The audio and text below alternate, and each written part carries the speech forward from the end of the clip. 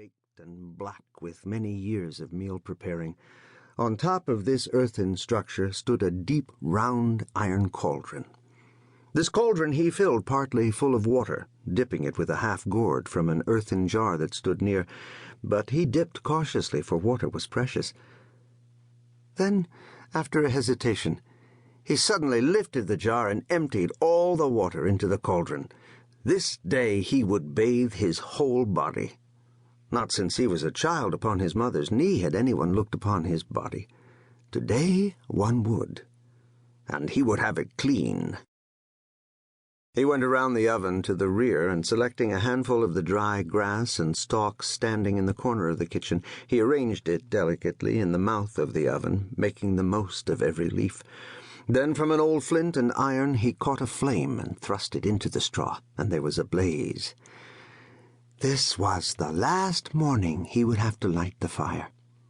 He had lit it every morning since his mother died 6 years before. He had lit the fire, boiled water, and poured the water into a bowl, and taken it into the room where his father sat upon his bed, coughing and fumbling for his shoes upon the floor. Every morning for these 6 years the old man had waited for his son to bring in hot water to ease him of his morning coughing. Now father and son could rest. There was a woman coming to the house. Never again would Wang Lung have to rise summer and winter at dawn to light the fire.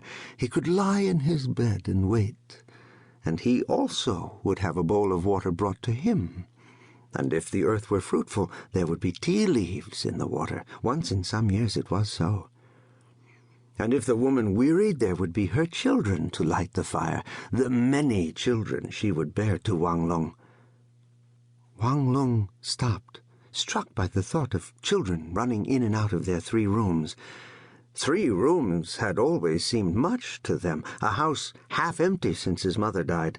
They were always having to resist relatives who were more crowded. His uncle, with his endless brood of children, coaxing, "Now how can 2 lone men need so much room? Cannot father and son sleep together? The warmth of the young one's body will comfort the old one's cough." But the father always replied, "I am saving my bed for my grandson. He will warm my bones in my age." Now the grandsons were coming. Grandsons upon grandsons. They would have to put beds along the walls, and in the middle room the house would be full of beds. The blaze in the oven died down while Wang Lung thought of all the beds there would be in the half-empty house, and the water began to chill in the cauldron. The shadowy figure of the old man appeared in the doorway, holding his unbuttoned garments about him. He was coughing and spitting, and he gasped, "How is it that there is not water yet to heat my lungs?" Wang Lung stared and recalled himself and was ashamed. "This fuel is damp," he muttered from behind the stove. The damp wind." The old man continued to cough perseveringly and would not cease until the water boiled.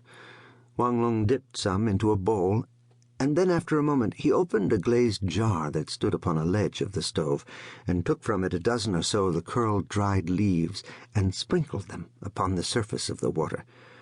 The old man's eyes opened greedily, and immediately he began to complain. "Why are you wasteful? Tea is like eating silver." "It is the day," replied Wang Lung with a short laugh. "Eat and be comforted."